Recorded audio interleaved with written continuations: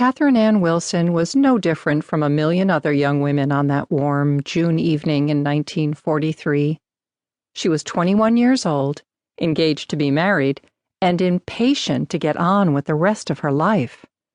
If the war hadn't come along, she and Douglas Weaver would be married by now, snug and safe in their own little apartment, with a baby in the cradle and one on the way.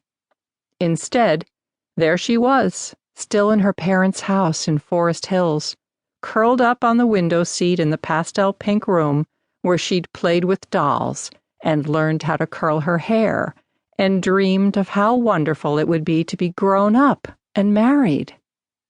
Now, years later, she was still waiting to find out. She was a grown woman living the life of a dutiful daughter.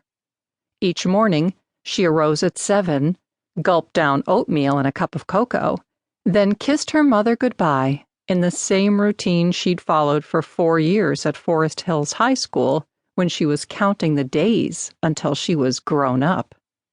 The only difference was she no longer headed for the classroom. She headed for work, where she spent 9 hours a day posting numbers at her father's manufacturing firm. She came home at night to her mom's meatloaf and her sister's Sinatra recordings, and an abiding emptiness inside her heart that almost took her breath away. Even the songs matched her mood.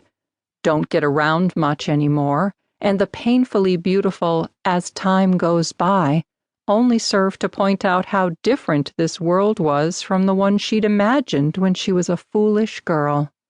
It wasn't as if she wanted very much out of life.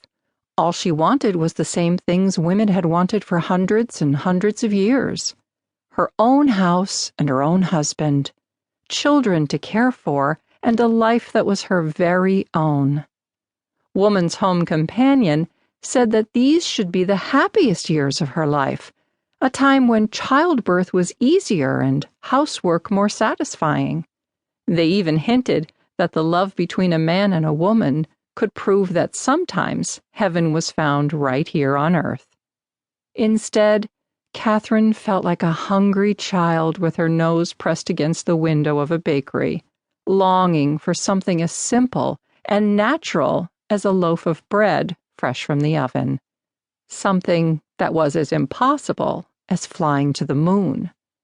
When her mother was 21, Dot had already given birth to Catherine and was pregnant again with Nancy. She'd had a husband and a home and the happiness Catherine dreamed about every single night. "Don't you worry," everyone said, their tones jovial and reassuring. "Things will be back to normal before you know it." The tide was about to turn any day. Hitler and Tojo and Mussolini were on the run, and any minute the Allies would strike the blow that would put an end to this insanity. Like most other Americans, Catherine had been raised on happy Hollywood endings, firm in the belief that the good guys always won. Lately, however, she'd been finding it harder to hold on to the notion that everything would work out the way it did in Betty Grable movies. Instead of coming to an end, the war grew larger and more frightening with each day that passed.